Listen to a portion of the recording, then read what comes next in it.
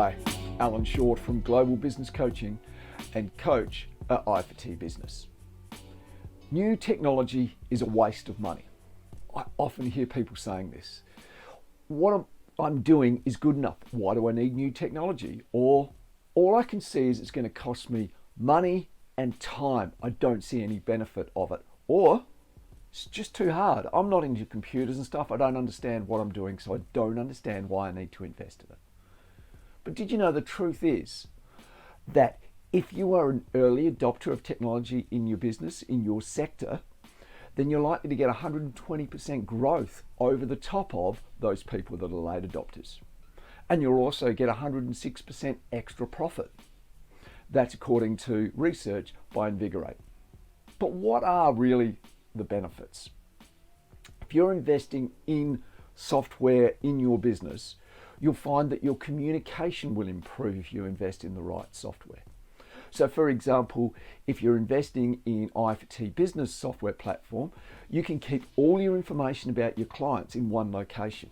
So the customer contact details, the site access details, the quote of what it is that you've actually quoted for, and the instructions that go along with that are all contained in one location that you can access in the office and out on site. You're going to get improved efficiency. You know what it's like. You get on site, you don't know what to do, you have to call the boss. And the boss has to remember everything about what you need to do. But imagine you get to site, you open up your tablet or your phone and all the information is there and you're ready to go, and you don't have to be chasing around other people to get extra information because it's all in one location. You can also get increased in productivity through the fact that you don't necessarily have to wait until later to invoice or get payment. Again, using the I4T Business platform as an example, you can invoice while on site and then request payment from your customer.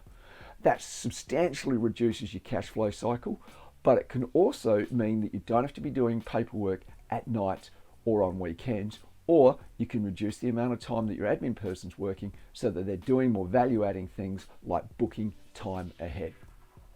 All of these two things make for more profit in your business. If you're more efficient and you've got better communications, then you're going to be more profitable. And the final thing to think about, the truth, is it's actually more secure. Sure, having a diary where it's written down feels secure, it's not going to get hacked, but in reality, not very many computer programs get hacked. What is more likely is you're going to leave your diary or a piece of paper laying around at a customer's site or on a site where one of your competitors is going to get hold of it, and all of a sudden you've leaked out information about your business. So if you're thinking of investing in technology, what do? Step one is you've got to decide on what you want to invest in. When you're looking at new technology, a couple of tips from Xero, from one of their studies, is put together a decision matrix. Understand what it is you want from the software. And then when you look at each of the pieces of software, you can say, does this achieve this or doesn't it? If it does, give it a tick. If you want to go more complex, you can give it a score out of 10. And that enables you to then work out which one is better for you. Really look at what the costs and the benefits are. Sure, you might have to pay a subscription. And sure, it might take you more money to invest to get it started. But once it's up and running, what are the costs and what are the benefits? And don't underestimate the benefit of meeting your customer's expectations. Your customer is getting all these other trades and all these other services turn up to see them and to service them, and they've got a tablet or they've got a device and it's all electronic, it's all contained on that. If you're not doing that, what does that say about your service? What does that say about your professionalism? What does that say about your ability to keep up with best practice? You've got to look at those benefits and those costs as well. And finally, before you select any software, talk to other people about it. You wouldn't hire a new staff person without talking to their referees. Do the same with your software. But if you've got the advantage, reach out to people that they haven't put forward to. If you know someone in your industry using that software program, chat to them about it. They will give you an honest appraisal of exactly how they're finding it. and delve deep. Ask them what it cost them and what the problems were when they were in startup phase and now that they've got it working within their business. Another thing I like to think about is get a piece of software that can grow with you. The i4T Business Platform is one of those. It's got a version where you can be using it as a solo trader, and then as you expand, you can expand on that program, but you're still using the same program that you're used to. It's just been able to expand as you go. So what about when you've decided which one you're going with, when you're ready to implement? Now, no one likes change. Everybody will resist change, no matter how good the change is and how much better the future will be because of the change. You need to be aware of that. And if you're aware of that, you'll be aware of the resistance that you're going to receive from your team.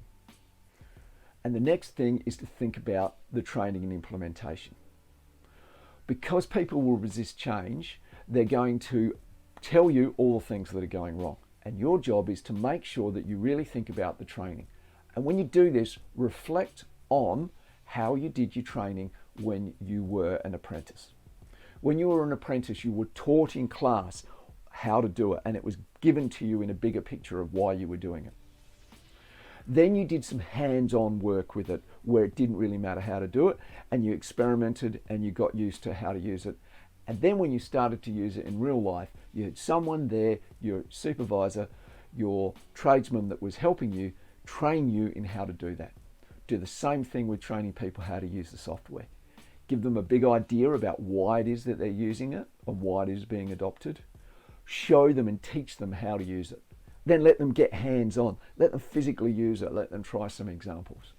And then mentor them along the way. One of the great tips that has worked really well in my fire maintenance business was to set up a WhatsApp group. This enabled everybody to post any problems that they had. Gave two benefits. One, they didn't feel like they were alone anymore. And two, they didn't have to wait for me to be available to give them the help that they needed. Often, other people were able to help them much quicker than I was. And there's nothing better than feeling like you're able to help somebody through that program. If you're feeling like you're helping people, then you know you've got a grasp on that software. I hope that's been helpful. If it has, please like and subscribe this video. Till next time, bye.